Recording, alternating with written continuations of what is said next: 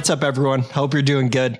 I got an interesting episode for you this week. I got to talk to Deanna Dilandro. She's a musician from New Jersey, but she does a million things. She also manages a record label based out of Richmond, Virginia called Egg Hunt Records. It focuses a lot on indie rock stuff that's I'm not super familiar with, but I can definitely appreciate. And it was very cool to pick her brain about how, she goes about doing things for that label. A lot of the artists they worked with have gone on to sign with bigger labels and become like fucking huge too. So that was really interesting to hear about. On top of that, Deanna also helped run a music shop / venue in Highland Park, New Jersey called Chamber 43. She was super integral to it. She basically ran the place, coordinated a lot of events, hosted open mics, did the layout of the store and everything. And it was cool to talk to her about that because before she did that, she ran basement shows in New Jersey, in New Brunswick. So it was cool for her to see her mindset. Like, I just want to bring people together and like throw an awesome, memorable night. And I think it paid off because that venue was super important and it still is. They're relocating now to New Brunswick. Also, Deanna's a singer. She sings in a band called Power Lines, and she also does a lot of freelance singing stuff, which is awesome. She got kind of digged out of some money recently. I saw her post about it online, and that's why I asked her to come on this week to talk about that. There's a lot of fishy shit out there, and a lot of people promise things. And she sang on this song that someone else, they made the beat for. So she really didn't have a say of what they did. And, she ended up getting kind of dicked out of getting any real money because this other guy was, got tricked, basically. It's all tricks, the music industry. One other thing was that she sang on a song that was in the game Rocket League, which I thought was wild. And she has a real interesting story about that. And I don't want to spoil it, but I will say, fuck the guy that she worked with because he's a huge piece of shit and his music sucks now. I checked some of that out too. Lastly, I'd like to apologize to New Noise Magazine for the statements I make during this podcast. New Noise Magazine, I'm very sorry, and please feature me on the cover of your next magazine. Thank you so much. All right, enjoy. Okay, what's up, everyone? Thanks for tuning in. We have a special guest this week, and I have a lot of questions for them. Deanna Dilandro is here. Hey.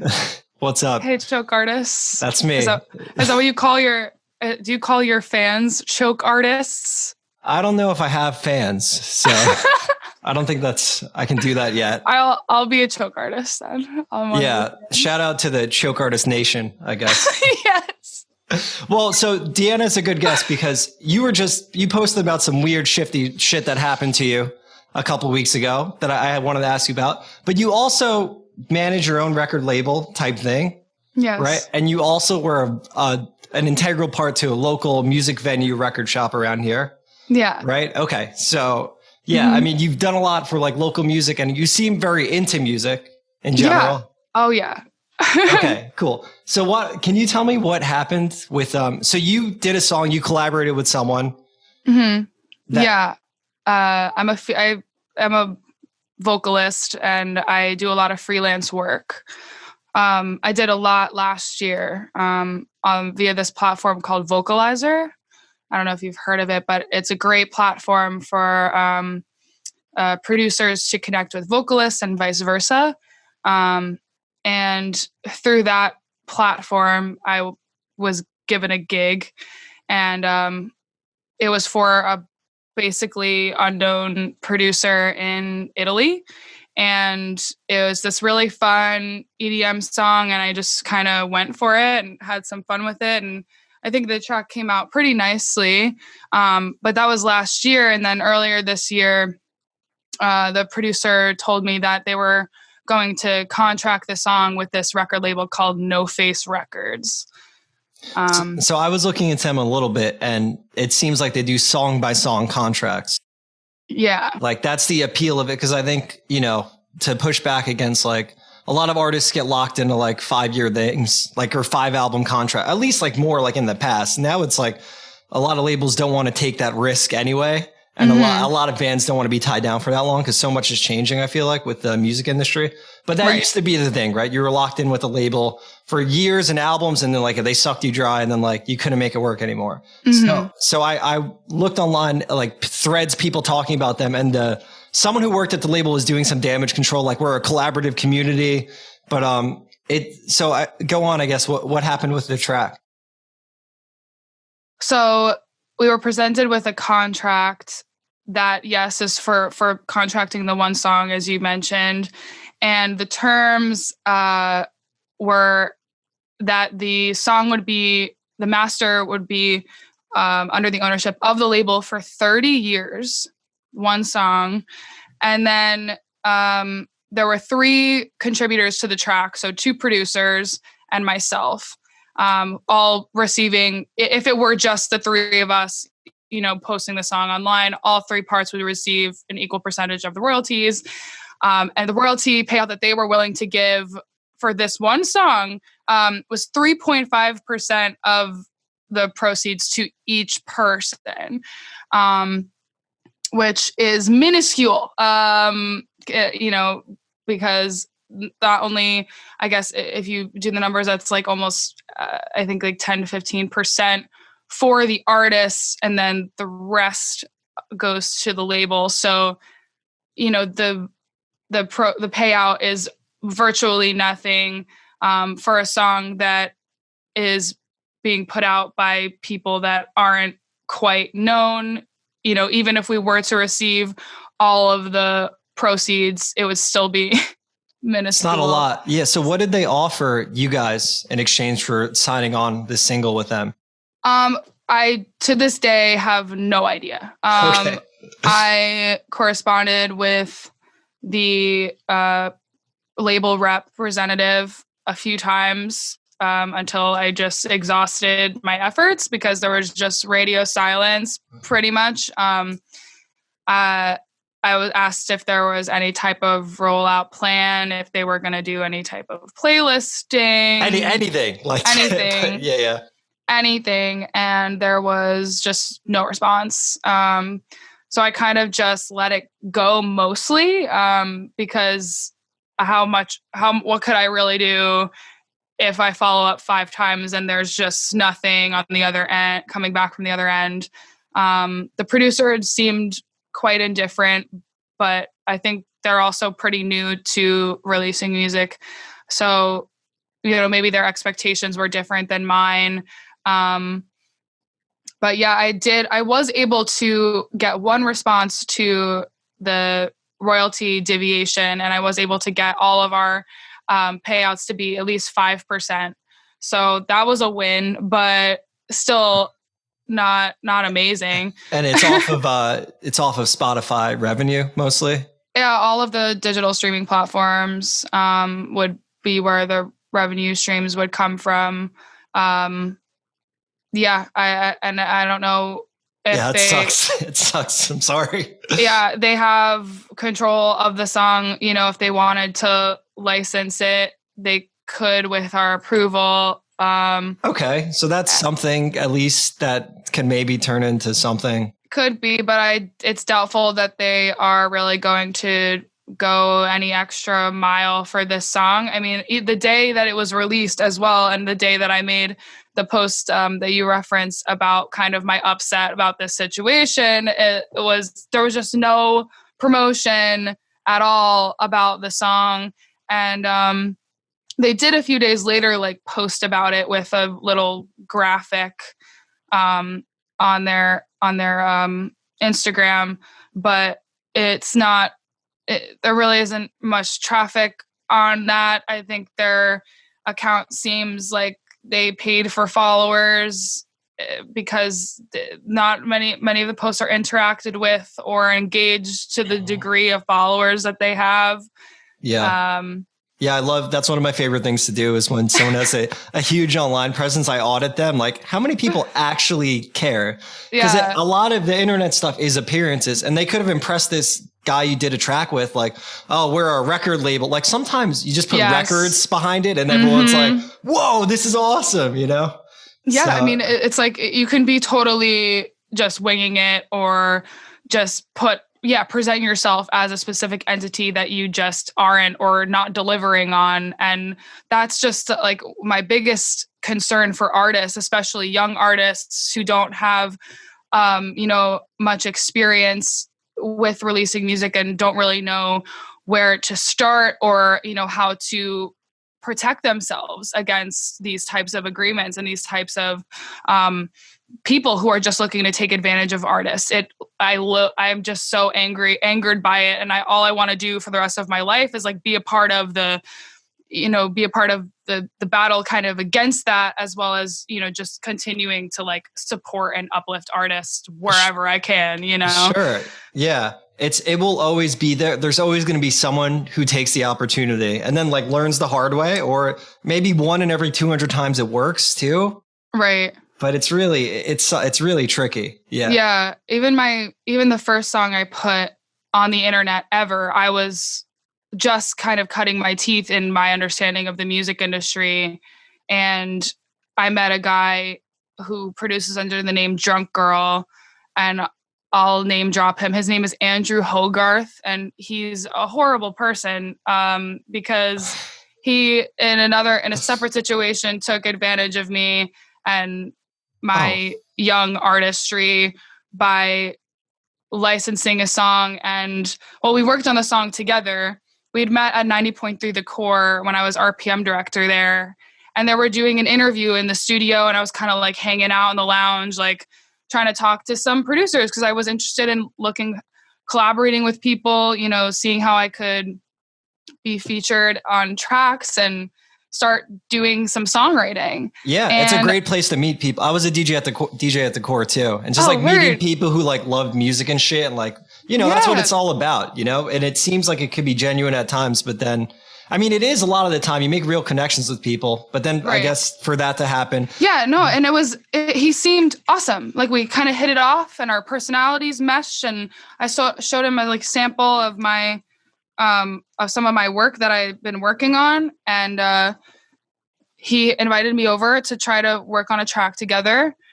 And I remember this so distinctly because it was like a really pivotal time in my life. The Pulse nightclub shooting had just happened in 2016. And I was just so distraught by that specific event, specifically because of obviously the brutal murder of people in a nightclub. But the fact of the matter was they were being harmed because of their sexual orientation, because they were gay, because it was a gay nightclub. And, for other reasons, maybe, unknown to me. But this one kind of hit differently in the sense that I know and love so many people who orient themselves this way in the world, and there should be nothing wrong with that. And these people go to a space where they're just supposed to like let loose, to dance, to party, to have a good time, to be like uninhibited and not have to worry about the chaos outside the four walls. The walls of the club, Sure. That's a lot for a lot of those people where they go to like be themselves. Yeah. And so I had that like all inside me, and I was presented with this track, and I wrote it in like 4 minutes, not 4 minutes. That would be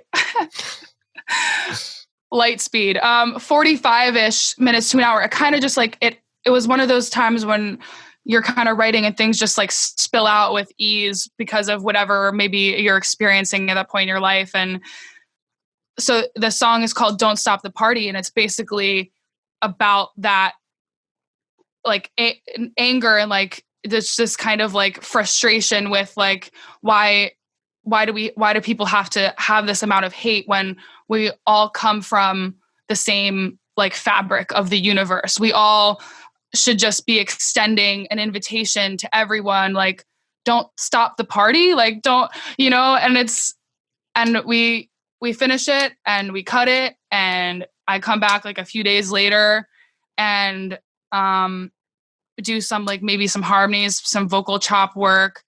And he told me that there was a friend of his that does licensing for video games, and one of the video games is Rocket League. I don't know if you're familiar. Yeah, it's a huge game. So the song is licensed in that game. Whoa, really? Yeah, it was licensed for that game in 2016, and it was a part of like their trailer for this new map called Aquadome. And holy shit, that's huge. It played in the main screen, and it blew up like all across streaming really quickly. And it still has a substantial amount of plays. Like for my first song to put on the internet, I couldn't believe the outcome of that. That's a great experience. Yeah. And I mean, it was pretty humbling, and then I was told and on paper and verbally agreed with this producer that I would receive, 50% of the royalties just from streaming. But there wasn't, obviously we licensed it for free for exposure, and that worked entirely. On the second month, like the first month, he kind of gave me my payout, showed me the bit of the stats from CD Baby. And then the second month, he was like, yeah, well, this is the last month I'm going to pay you. So I'm not really going to talk to you ever again, basically. And Holy shit. said something along the lines of like, welcome to the music industry. Just like God. a big, yeah. And I was like, oh no. And I didn't know what to do. It was blocked on everything. And like, it's just insane. Like this happens to people. Like, and even that, so even then I didn't even have the confidence that I have now to speak up about it and use my social platforms in a way that might be able to inform others. Yeah. Yeah. Like I didn't say anything about it in 2016. And that was even arguably worse of an outcome than this more recent issue. And like, shout out to my awesome entertainment lawyer, Henderson Cole, who like helped me through that when I was ready. Yeah. That's great. And we got a bit of a settlement, but it was hard and it was weird. And that's really tough. So there was a contract on paper, and then they just like, he was like, psych. The licensing agreement. Yeah. And then the kind of like verbal, like, yeah, I'm going to definitely just give you the 50%, of the songwriting royalties that you're owed. The percentages are available for like public knowledge on like BMI and all of, the publishing information. But there wasn't a written agreement or anything about that specific payout, which was my, my naivete at the time. Sure. Yeah. And it was like, licensed to him. It was like he had all the credit for the song, or? No, we both had 50% of the credit. And even in the licensing agreement, it says that as well. So, it was just a bummer, like taking it as further than we did in like court and like settlement agreements would have cost more than it would be worth. Sure. What then the payouts would it be, but it's just unfortunate because that's a little bit of money I could be getting like monthly, steady, quarterly. Yeah. Passive income. As little as it is, that's a meal. Even if it's $20. Yeah. Who cares? Yeah. It's yours, you were a part of that song. Like, I know. Sorry. No, you're good. My computer. That's like a really grimy move. Oh yeah. To do to someone. Is that person still active, like in music? Not so much. It seems I truly have not communicated with that person since. There were even some other incidences that were just even more of a nail in the coffin for any of that aspect of that relationship. But just overall unfortunate because I felt really played. Like I thought we had a good rapport. I thought our personalities meshed. Like, it just completely blindsided by this, by that when it happened. Yeah. And he could have even had good intentions. And then when like a lot of money started coming in, he was like, fuck this. It's all mine, Well, I got us in the game and like, it's so easy to go back on your word without a contract or it just sucks. I'm sorry to deal with that. Yeah. I appreciate it. Yeah. But that's like the reason why I just don't want anyone to have to deal with that kind of stuff ever. Yeah. Like I it's so money oriented in the large part of the music industry. It makes sense because everyone needs to make a living. Yeah. When you have people on salary, it becomes a different game. Like a lot of labels are funded by other people and like they just kind of have to acquiesce to whatever to make things work, Right. It's hard. Yeah. It's when money gets involved, it really can bring out the worst in people sometimes, depending on the situation. Really test your integrity about stuff. Yeah. So you've done freelance stuff since then. What was the site you were saying? Vocalizer? Yeah. So did you get paid at least for this commission on the new song? Yeah. Like that was basically like a work for hire. So type deal. But they were still like, yeah, and we'll still give you like a part of the contract, and in the future, once a song was released, like we'll still give you a portion of the royalties too. The agreements on that site can vary. Sometimes they're just strictly work for hire, and you get paid to perform the song, and then you don't receive any royalties, and the producer kind of just takes the track and handles it. Or there can be different arrangements depending. Yeah, makes sense. You can work it out however you see fit. If it's a song that you think no one will care about, you could be like, pay me more. Yeah. And you'll still do it. Yeah. It's interesting. But that site does, have a lot of benefits in that sense. Like you can kind of craft and you can craft how you work with someone. And you also like on the producer end can really make sure the budget is known. Anybody who's interested in the gig is aware of the terms, so it's pretty like open. And I think that's like very smart, so that by the end, you're not blindsided by anything, from what like the original agreement is. Yeah. Is it like an online portfolio sort? Like, does it have samples of you singing?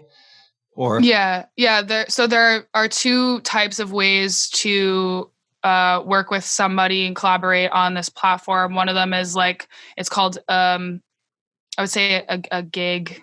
It's called just a gig, and then you can basically, the producer will put the kind of demo and then the like budget that they have, and then vocalists will bid like within that budget what they would receive for for doing the song. And then there's like a little vocal reel for each person, similar artists that they're related to, maybe some social links.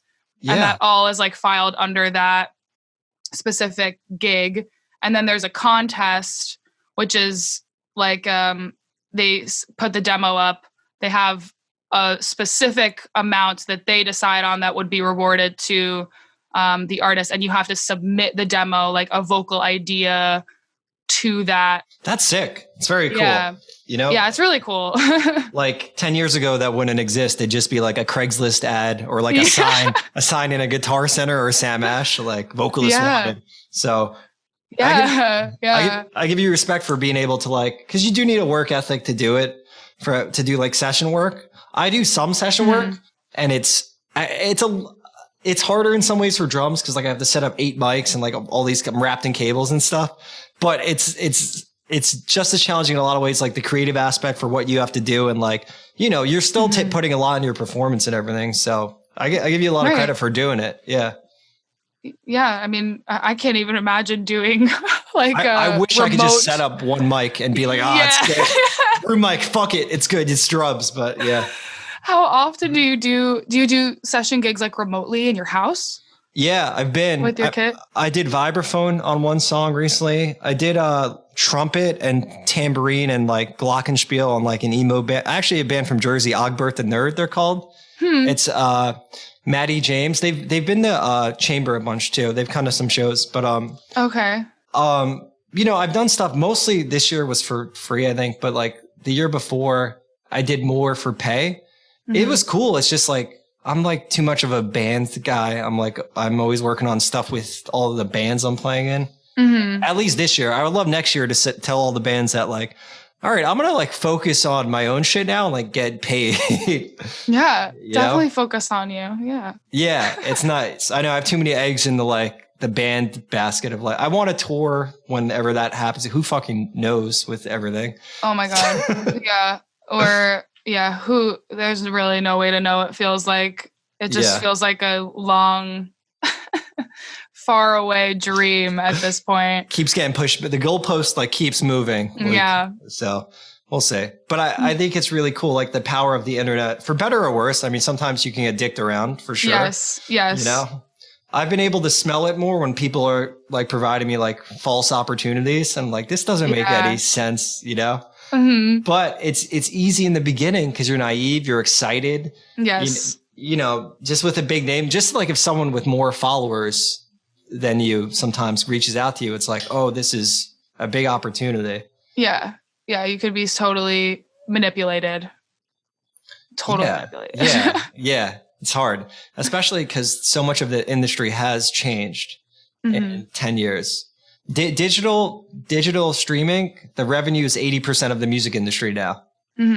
So that's like the majority of it. Physicals are like not really. Oh yeah, it's so sad. Yeah, it's so sad. It's incredible that people still make physicals. Just kidding. Well, like CDs are like what there's like they're basically demos. You have to basically force people to take CDs, and they're not going to listen to them at this point. So vinyl. There's like go on. Sorry. Oh no. Well, vinyl definitely I feel like is more sought after than CDs for sure, or tapes. It passed CDs a couple years ago. Yeah. Which is cool. Yeah. I mean, for CDs, I feel like there's a very small percentage of people that like still listen to CDs in their car, maybe, or like have a nice old stereo that they like still listen to their CDs on, or are in radio. You still need to make CDs for radio campaigns because a lot of radio stations still only operate on CDs or physicals, which is still kind of awesome. Like I think most of my CD collection is from the core, like from my time there. And I still play them in my car every now and then. Yeah. I mean, the appeal of physical formats to me now is that like if I put a record on, I can't have like a short attention span and I have to like sit through it, like the whole thing, like A and B. And I think with Spotify and stuff, sometimes you lose that, especially, but the cool thing about Spotify is you can make your own playlists and everything. Yes. So, Yeah. The discovery features on Spotify and Apple, I think are really cool. Like you can get into a world of music that you would not have, prior, like just with physical media, being in a record store, having to dig and really listen to, aspects of a vinyl on the listening station or, something similar. And, but what I kind of ache for now is I feel like I'm becoming more and more out of touch with like albums. And I've definitely just have to like, I've been training myself to like continue the lust for the album. You know what I mean? Like thinking about albums that like you want to put on for a certain type of mood, I feel like is a skill now. And a lot of people do still have that skill, but I feel like I've lost some of it in this like very digital oriented age. So I literally like make time for vinyl because I feel like I want to like re-equate myself with albums. Does that make sense? Yeah. I think that is some of the organic appeal of a record label now is like they curate a sound or they curate artists that you fuck with. And then you're like, all right, well, they put this out. Maybe I can put this album on and dig some of it, Mm-hmm. So, well, speaking of, you do run or manage a record label, right? Yeah, I manage Egg Hunt Records. That's based out of Richmond, Virginia. Yeah. Why is that not a shady record label like No Face? Well, for a myriad of reasons. First of all, we're very transparent. We are having so many. I mean, if we're talking about like specifically before signing an artist, I guess that'll be a good like way to exemplify this. Like there are so many different forms of communication that start off a relationship with an artist. And all of that communication is always continued throughout the entire process. We really believe in like collaboration, like the process, the label representative to artists shouldn't be one-sided. It should be a complete collaboration, and all, specific terms should be can and should be negotiated, talked about, and really catered to the comfortability of the artist.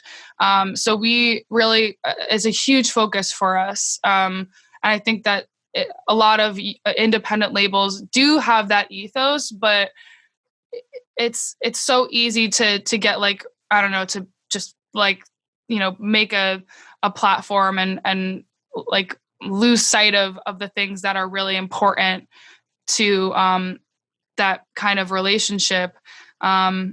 Yeah, I think that's like our probably our biggest strong suit, and we're, completely personable people.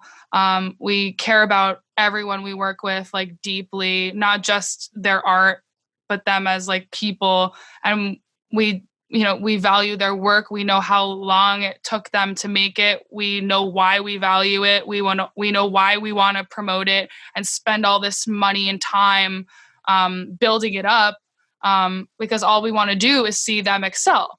Like Sure.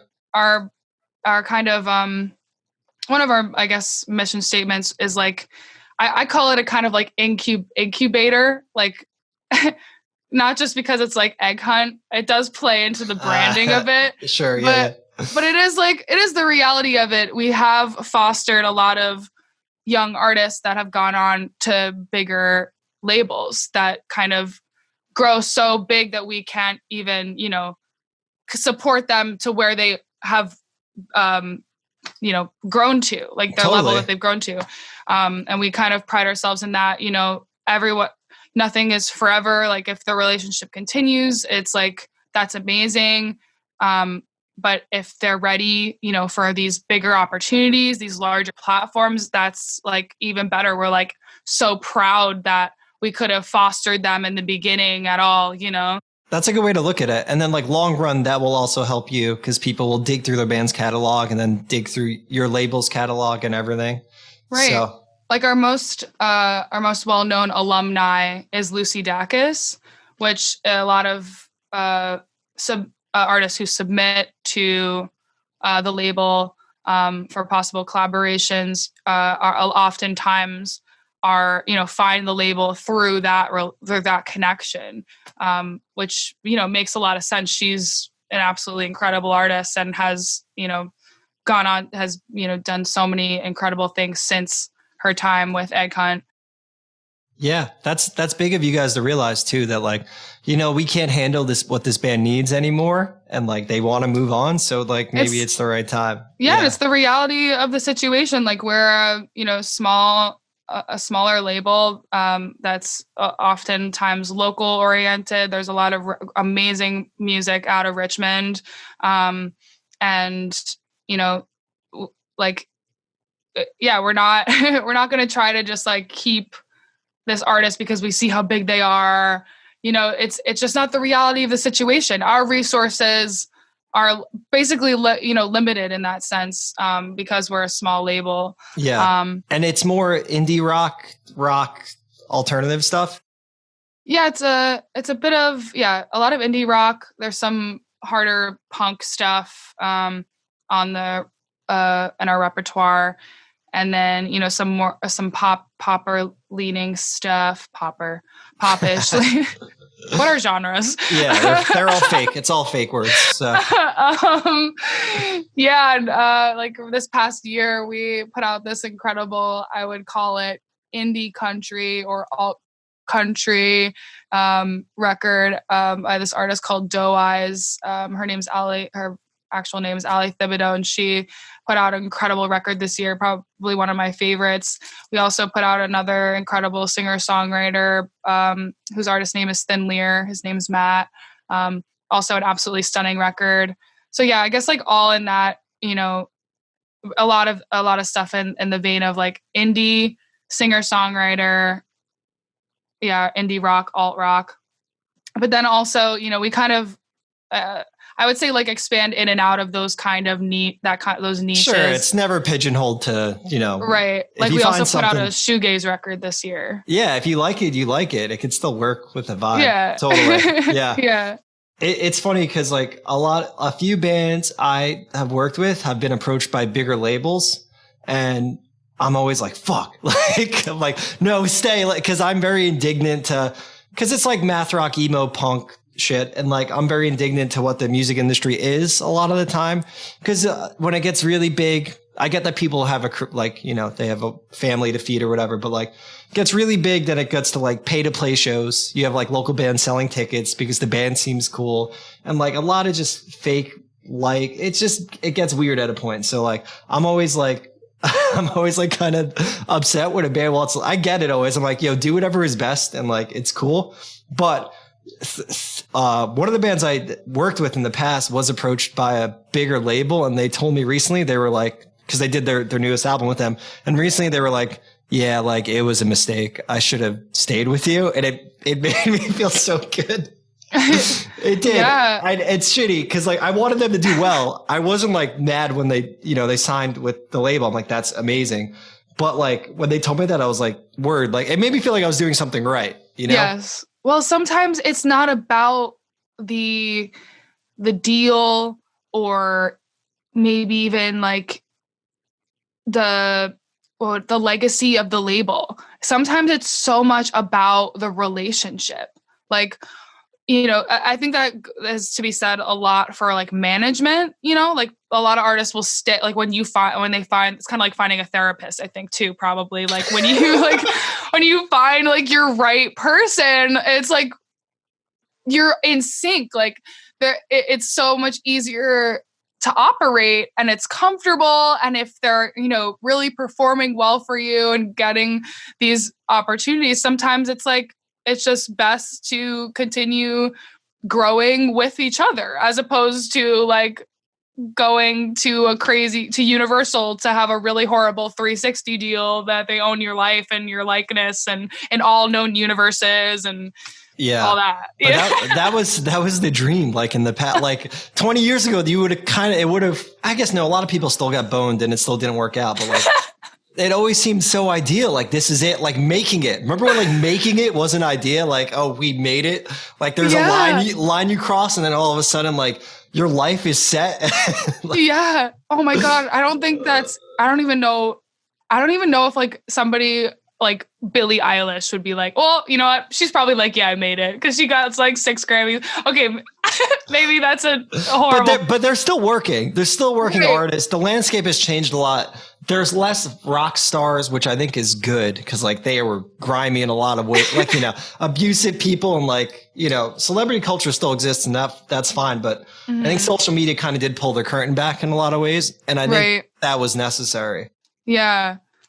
Yeah. It's interesting how much closer we can, I guess not closer, but how much more celebrities are willing to share on social media as opposed to maybe, a couple years ago or like 20 years ago, when these platforms just weren't even a thing. And, it would be really annoying to have paparazzi. I mean, I guess that still exists, but it's like they're their own paparazzi now, too. Yeah. Yeah. It's funny. Yeah. That's what it is. Yeah. That's what it is. Like, and then that's just like a different kind of willingness to share. I don't know. I bet they have managers for their social media. Like, oh, sure. Once it gets to like a high enough level. So, yeah. I mean, oh my God. Britney Spears' dad and her Instagram, like that's a whole mess, right? Oh yeah. I've heard a bit about that. There are some weird conspiracies around that. Do you know about that? Yeah. Well, I don't know if I think they're real, but I can't. Are they? Yeah. I don't know. Because they'll be like, in the comments, they'll be like, Brittany, wear red in the next video if you need help. And then she'll like be wearing red, but it'll say like, hey everyone, I'm totally fine. There's I forget, there's a not conservatory. The dad basically owns all of her music, owns her social media, is like her, he speaks for her. Like with music reps and stuff. And that's how it was since she was a kid, but I don't think it ever changed. So like, it's sad. It's something, sad. Yeah, there's something not kosher going on with that. Yeah, it's very unfortunate. Oh God. Yeah, it's really sad. I think people get a taste of money and shit gets weird, because that was back in the day when there was a lot of money. I mean, I guess there still is now. Money. I don't know. I don't really see it. Like I barely consider what I do a record label. I complain when people put like choke artist records and like press things. Cause I don't know. I'm a very stupid, like cynical DIY guy. It's really just me putting money into pressing records and then doing mail order, Yeah. Yeah. I'd like to think that like there's a sound curated and like I'm helping bands, like I'll book shows and stuff too. And like, I try to do stuff that I think people will enjoy, like, talking to different people and their experiences too, you know, but, it's just, I like that idea. I like that idea of, being more than just a label, like actually fostering a certain type of community within the entity, offering a bit more than just like an LP or a cool artist and artworks, and more, and also a way to engage with the people who put out the music as well as all of the artists collectively, maybe, and maybe doing that by like specific type of shows like what you do. And that's definitely a super interesting and beautiful concept. I think also in like the indie label world, there are some labels that really strike that incredible balance of like being really human, especially online, is like where I, enter and see and interact with a lot of these companies, of being like super human and like down to earth, and not just like this like new LP is out today and you can get it on Bandcamp, and then like end of sentence, like end of any kind of personality or interest in the like fans or audience. It's funny because that would be considered like people want a genuine connection now with like anything, like any brand. But like back in the day, that would maybe seem unprofessional. Like, why are you talking like a human? You're a corporation, you know? Right. Yeah, I like that's kind of getting stripped back a little bit, and we're kind of just like, leaving more of the bullshit on the cutting room floor, and maybe like just totally. Like being cool.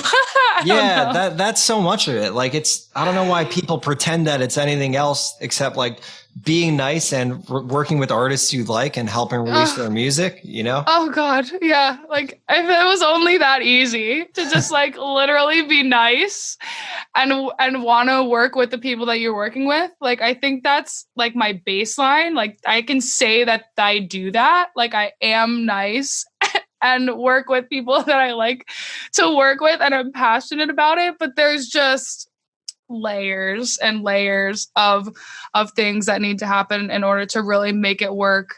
And, that's the work. Like, and that's why, the fuel is that baseline passion though. You know totally. What I mean? Yeah, I agree. It makes you more willing to put up with the other stuff.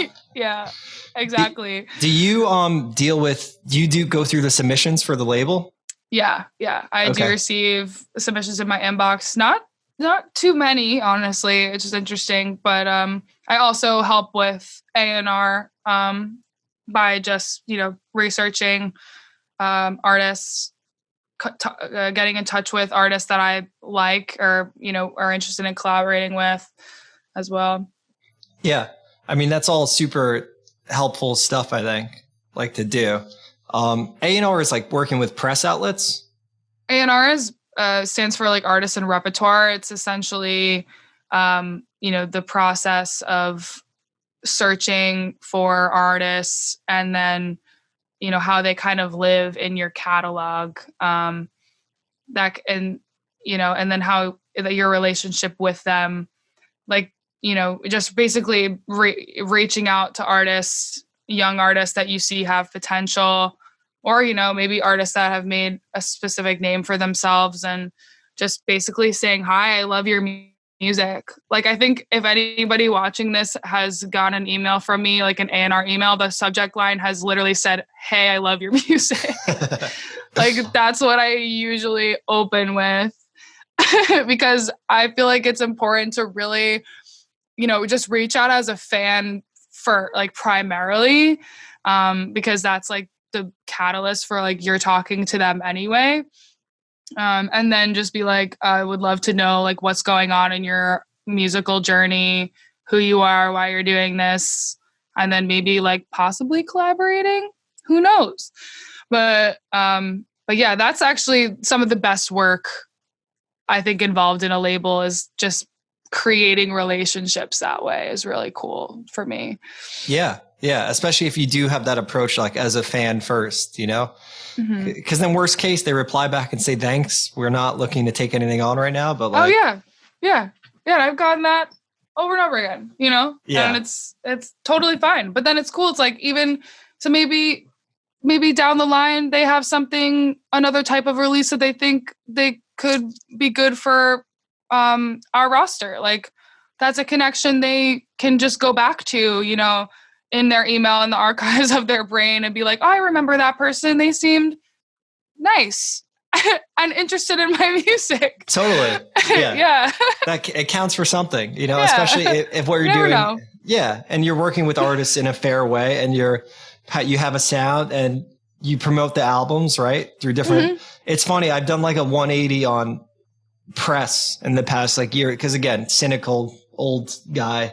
But I've been like, all press is stupid. You have to pay for it. It's like, who cares? Like if people want the music, they'll find it on Bandcamp. But like, I think the reality is that a lot of times people don't, because there's so much out there, right? Yeah. Like lot of stuff everywhere hitting you at every angle, paid ads, like, you know, so if there's a site you trust, or if you see a band that you've heard of is featured on a site, you might be more likely to click it sometimes. Oh, absolutely. Sometimes it's bullshit. I think, New Noise magazine in particular, I've had labels tell me, and like, I think you pretty much, you pay for a publicist to get them to feature on your site, at least on the low level.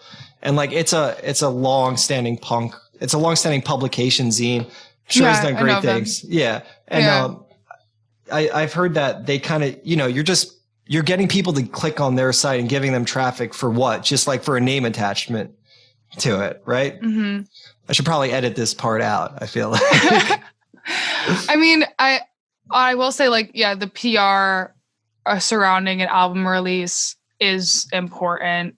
I feel like, especially artists just kind of, you know, maybe doing their first release or something, getting their name out there, making it really searchable online because it's been covered in a couple outlets. It really can act as a part of a resume for an artist. It goes into your EPK, you know, for other people to feel it legitimizes artists. You know, unfortunately, like, of course, like we wish that the music could just stand alone, the artistry could just stand alone, and the people that are most importantly, like, gravitated towards it, that would just be it, you know, and it would just make its way through the noise because of it. But that's just unfortunately not the reality. Yeah. And it also, I guess, there is something to be said for great music writing and for your music to be compelling enough to music writers to really, you know, pick apart and dissect and just like live with and interpret through language, I think is insane. Like, I feel like music writers really just don't get like enough love anywhere, not in their paychecks, not on the internet. Like, and it is just an absolute, like, absolutely beautiful craft. I think it takes a lot of passion and knowledge to be able to consistently write about music and do it well. And definitely doing it well. Like it's a skill, you know. I've had to write like 4 sentences about releases that I've done. It takes me like an hour to get it like perfect, you know, like, to a point where I'm happy with it. But I think you are right about a lot of the press stuff. And I think I am just too like shitty about that stuff sometimes. And I have kind of turned a leaf on it where you want to get people as excited about a release as you can, right? You want the band to feel like they're important. Cause I've definitely done releases over the years where the band was like, what the fuck did you even do for us besides pay for vinyl? Like I will definitely admit that like the first few years I did this, I didn't really understand. I had a flip phone until 2014. I was just out of the loop about stuff. You know, I'd like to think I'm doing a little better now. And I think the past year, it's been like the most consistent as far as like releases and everything. But a lot matters with going into press and everything. Oh, yeah. Oh, it's huge. I actually started out the year as 3 months before the pandemic hit, I got a job as a tour publicist. So that's what I was like on one of my positions. Also, I, you know, do the label management, and I started as a tour publicist 3 months prior to March. So yeah, like around, you know, December, January. And, yeah, just felt like I was kind of getting in a groove. And then I had to really completely pivot and do live stream press, which is admittedly harder than tour press. Because everyone's figuring it out on the fly. Yeah. I mean, I think it is a real thing. I've been kind of playing it off like, oh, it's not even a thing that people do. And I feel like a lot of press people are probably less inclined to try because there are just infinite live streams, it seems, and they're happening. They could just be, an artist playing songs in their room, or they could be a really cool fleshed out bill that is raising money for charity, which, those kinds of things like get, more traction and will probably be more frequently listed on sites that do list live streams. But a lot of sites don't even have, they just don't have the space or time to list them all, even if you submit them, or, send a pitch to somebody who does the listings at a given site. But your live stream has to be extra mega compelling to get a write up about it. So, and I think there are some that have successfully been able to receive that type of press, but yeah, it's a totally different world. It's totally different approach. And that was an interesting learning curve. And I feel like I'm still learning about it all the time. Yeah. Yeah. A lot of, I guess, money that artists make is through touring. The majority of money that an artist makes in 2020 was, well, not this year, but I guess, in the past few years is through that. And now it's just been taken away. So it's fucking hard. Definitely. Yeah. Cause even, the ticket sales, and then a lot more people are inclined to buy the physical product, a t-shirt, any type of merch item at the gig when they either maybe they just saw the artist for the first time. They didn't know them before, go over to the merch table, make a new connection, buy a t-shirt, or, this is a band that somebody loves and they strictly want to buy the vinyl at the show. It's just so much easier to convince, I feel like, a fan, concert goer to buy an album when you're at the show. They're there and they're probably on a dopamine high because they just saw you play. As long as you were good and they're like, I love this band, I want to support them, I want to rep them, I want to wear their merch. So it's a bummer. It's hard. I saw a band they did a live show. It aired over the weekend, and they had an exclusive vinyl variant at the live show. So you buy a ticket to this live show, and then at the end, you can add this record to your cart, and that seems like a pretty cool thing to do too. Smart. You got to do something because they just released an album a couple months ago, and then it was amidst all of this happening. Mm-hmm. So no touring, right? Yeah. So you pay people to stream you on their TV. And that's, with a good sound system, it's cool. I think it's cool, if it's done right, I guess. I think this is a really good time for introverts, Yeah. You don't have to leave your house, see your favorite artist, play a show. You can just play on your TV. I guess it is cool now that it is winter time to literally only have access to shows online. You don't have to brave the cold, but obviously I truly miss live shows probably more than anything right now. Yeah. It's it sucks. That was a lot of what I did.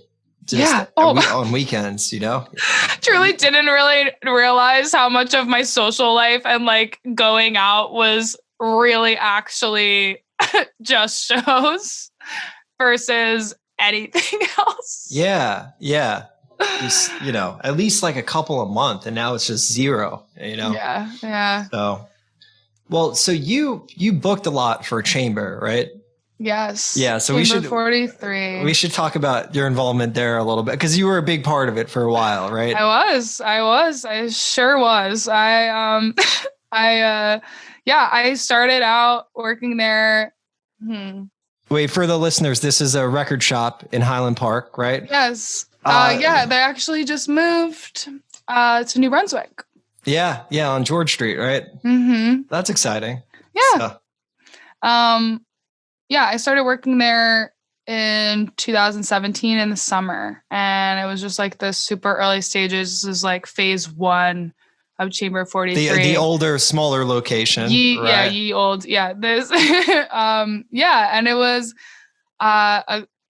like my dream job, honestly. From the minute I started working there, not only was I starting to meet some incredible people that I'd be surrounded by for the next 2 to 3 years, but I was really able to like cultivate the community there. Like there weren't shows there really before I came on.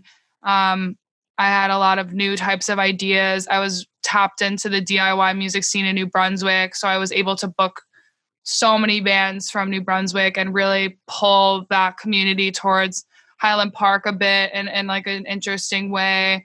And experiment with different types of shows, themed shows, open mics, which were some of my favorite moments of my life, just like running an open mic, meeting people who perform at open mics, and then becoming, not like, I guess not just like a local to them, but like really just this interesting, cool relationship where it's like they would either frequent every week or you wouldn't see them for a while and they'd come back and it'd be like, oh, where you been? Like, that kind of just like camaraderie, like so absolutely gorgeous. And I definitely want to continue that kind of curation, event coordination, and like hospitality, basically, like in the future, once you live events reappear. Yeah, you definitely helped cultivate something there where like there was regulars, like people would just come to hang because it was a cool spot. Awesome, like records, antiques, and everything. The vibe was like always cool, and there was always cool events, Mm-hmm. So. Oh yeah, it was great. It was the first time I was really able to have a large, if not all, of this type of creative control in a space that was like a legitimate business that needed someone to do this. I wasn't really like guided or taught how to do it. I mean, I just knew, like, I know how to throw parties, and like I started throwing shows in my basement. I had a basement venue like years prior to this. So like it was just already something I knew I enjoyed. I knew like everything that I needed. I could moderately like mix a live band, like with a shitty PA and, make it work. I like, all of that kind of stuff was like already kind of in my skill set in a very DIY way. And then this was still like mostly DIY, but I was able to really like flex my creativity and like, the entire curation design. Any of the like stuff hanging from the ceiling, anything visual that was in the space was all me. Like, wow. The placement of stuff, the way the store looked at all was really facilitated by me. And I was really proud of a lot of shows, a lot of the diversity of the shows that happened there. How much we were able to involve and incorporate throughout my time there was like really special. And it wouldn't have been as special if it wasn't for the people who came. Like, obviously that's what makes the event, is like the people who actually show up, who show interest, who want to know about the music, who want to like talk to you about the store. Like, it's just so rewarding. Totally. That's a rare thing to see, as a freestanding record store / venue, Mm-hmm. So I think people in this area especially cherished it. I did. I always thought it was like the sickest thing that it could even exist.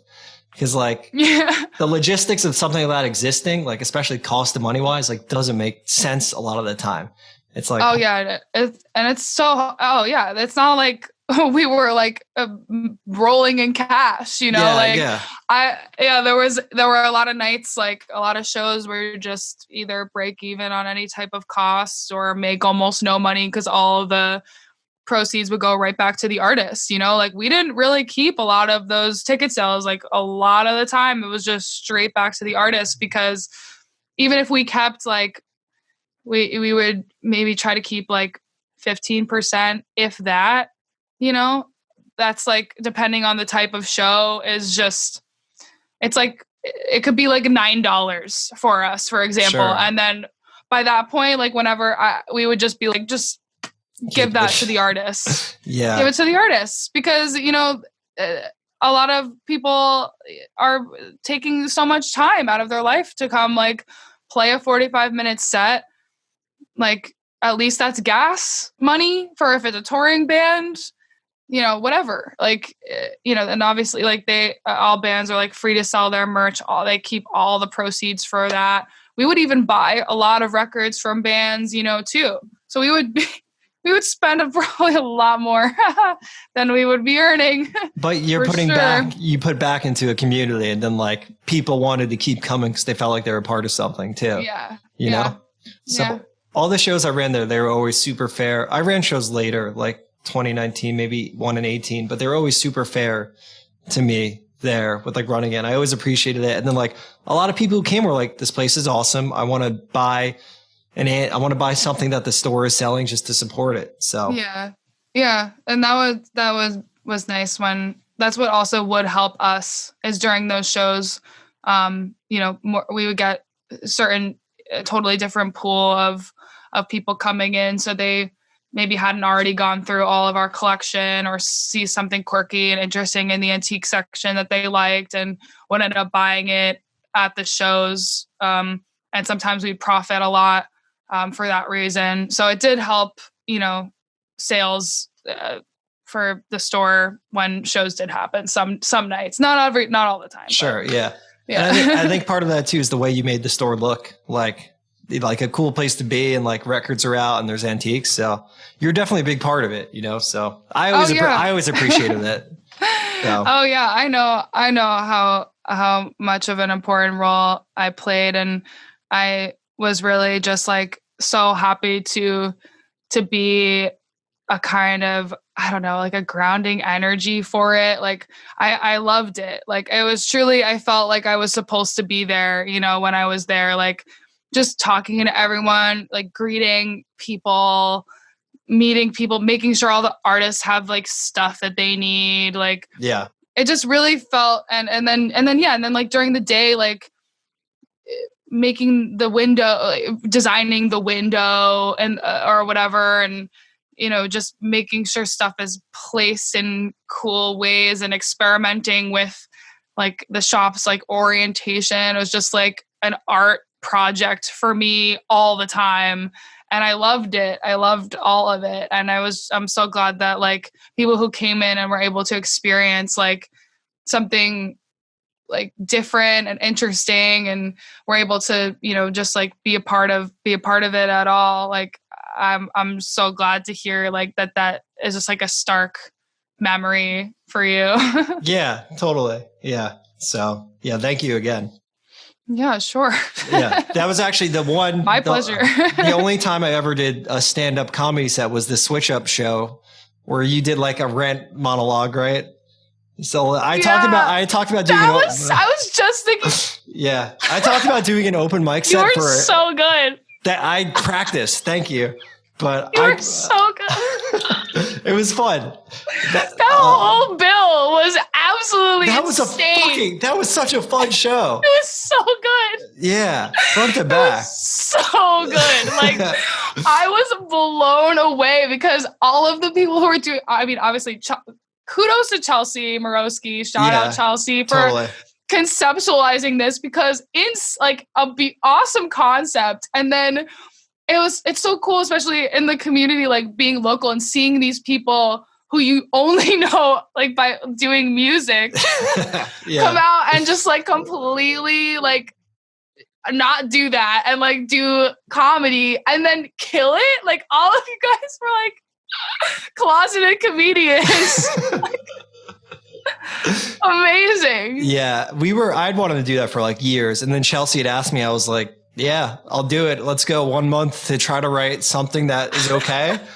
And I was so nervous though. I was practicing in my house, in a silent room by myself, just like, but it was a lot of fun. Yeah. I mean, your monologue was really cool too. That was like awesome to see. Yeah.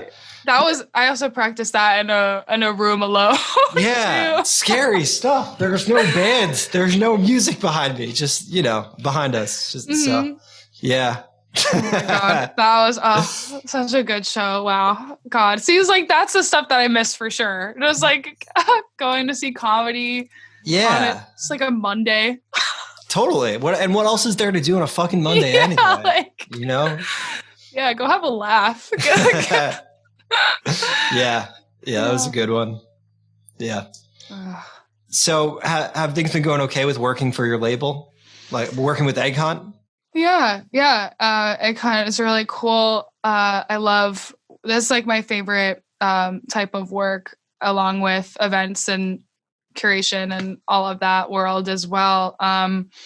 We have so far like 2 really incredible releases lined up for next year. So we're kind of, in the plotting phase of that. And in large part, we really have everything ready for the rollout, but just kind of, putting together different types of strategy, marketing stuff, all is in the process right now. And we actually this year merged with Northern Spy label group that's based in Brooklyn.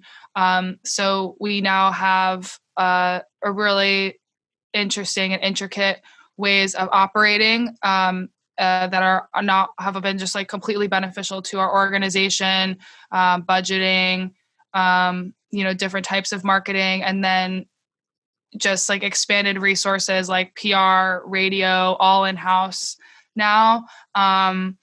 And it opens up the team in this really beautiful way. Like there's 4 labels associated with the label group. So it's Egg Hunt, Ramp Local, NNA Tapes, and Northern Spy.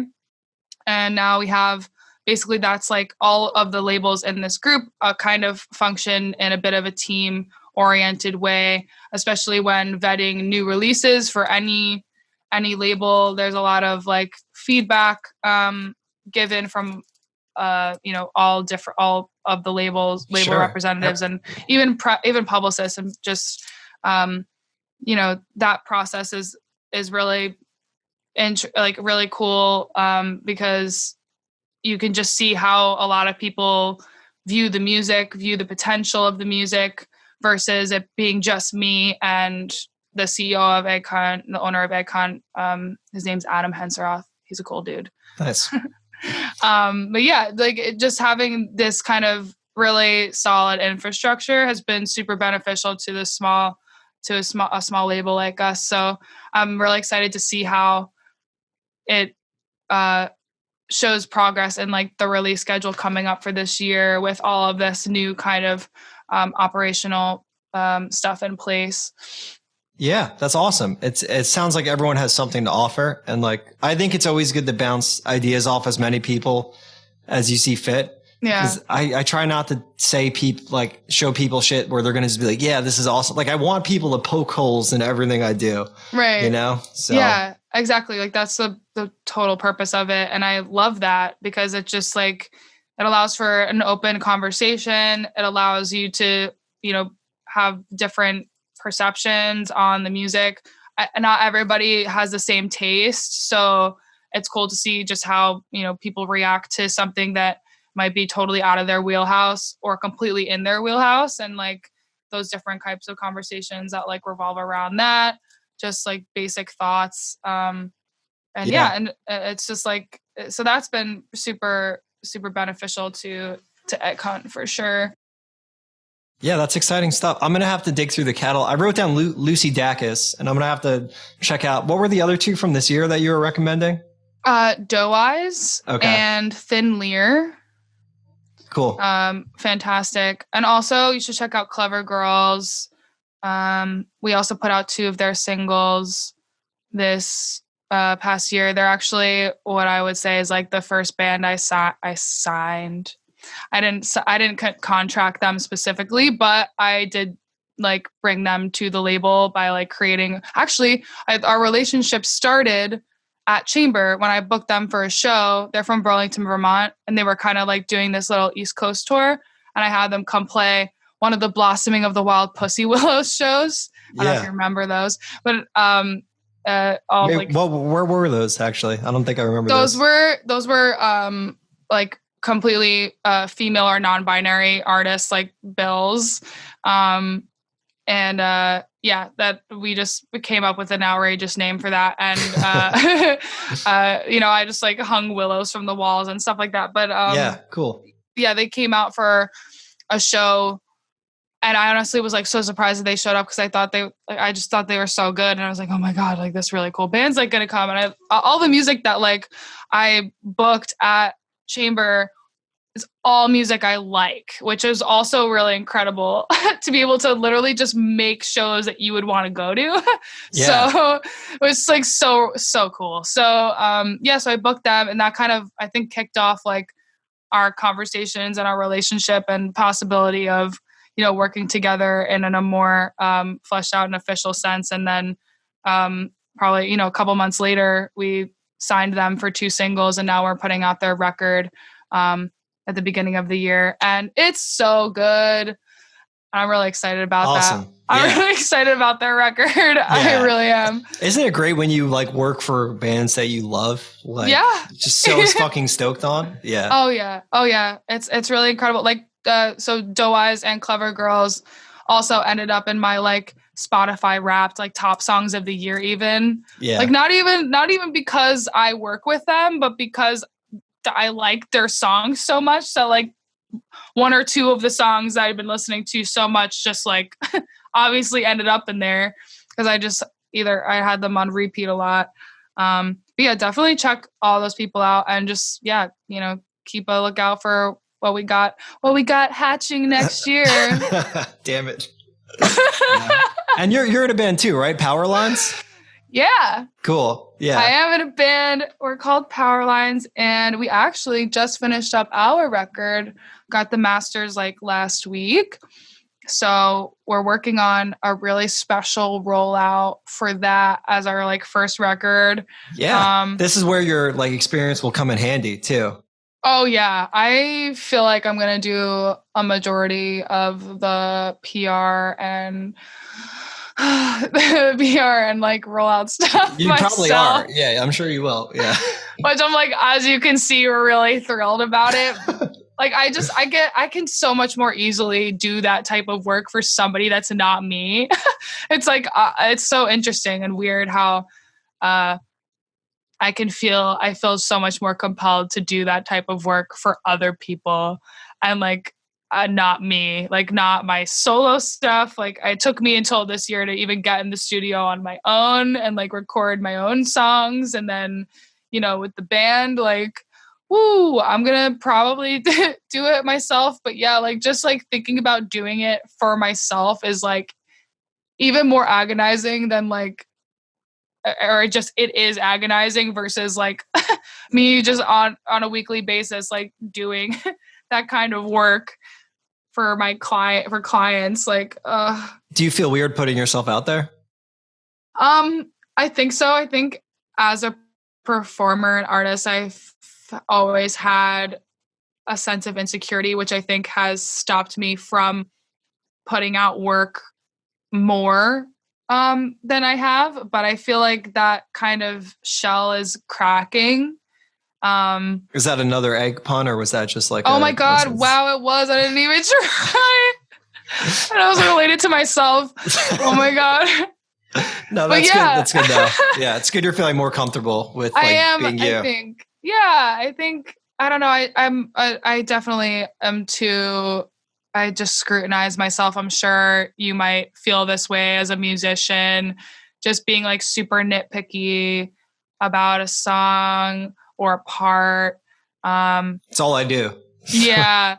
And then, you just work on that song for like 8,000 months and like it maybe never comes out, and like and it's just I don't know, you just judge yourself. And I really am trying so hard. I mean, I try all the time, you know, to change that conversation with myself, to like really, because there's so many people that are so supportive of me, of my band, and like it's never enough to overcome the own internal dialogue, you know. It's like never enough, which is so unfortunate, because of course like getting good feedback from people you love, just supporters, like is so amazing, but it really can't outweigh like your own judgment of everything. Yeah. The coconut.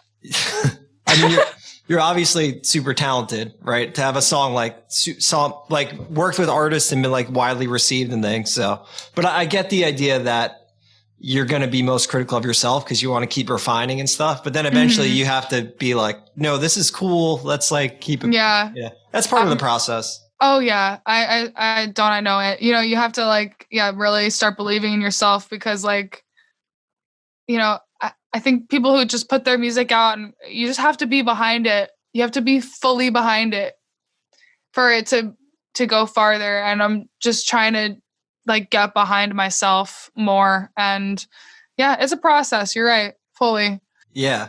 Well, I'm looking forward to that stuff. And, you know, the more excited you are about it, the more excited other people will be about it too. Yeah, so, it's true. Yeah. All right. Well, thanks for coming on. We'll wrap Thank you so much for having me, Joe. This is really cool. No, it's cool to talk about all this stuff. I can definitely get your perspective, because like, again, I come from, I don't know, you have more experience actually doing like things that help artists in a lot of ways, where for me, it's like, I'll just post about it and like, I'm still learning. So I appreciate your insight with a lot of stuff. Oh yeah. Too, you know? Sure. And you help artists. You definitely help. But I always want to thank you. I always want to like pick other people's brains about it too. Oh yeah. I love talking about this kind of stuff. Yeah. It's so awesome. Yeah. I'm look forward to seeing more of your podcasts and conversations too. Thanks. Yeah. Awesome. Yeah. All right. Well, if you're listening, check out Egg Hunt Records, check out Deanna's music, check out Power Lines. And thanks for listening. All right. Thanks.